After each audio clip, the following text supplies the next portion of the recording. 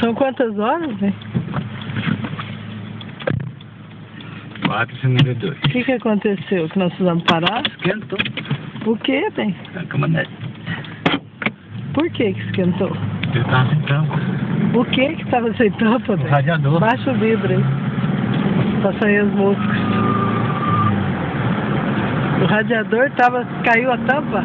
E você achou a tampa, graças a Deus?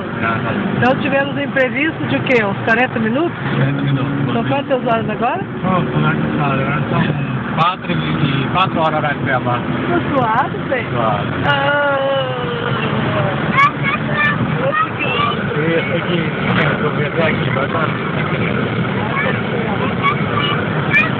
Eu também tô suado. O João também ajudou bastante, pessoal. E ele tá suado também. Ó, deixa eu ver o suor.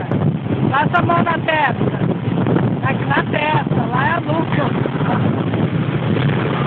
Saiu as moscas? Saiu as moscas? Tá bom, obrigado. Beijo, tchau.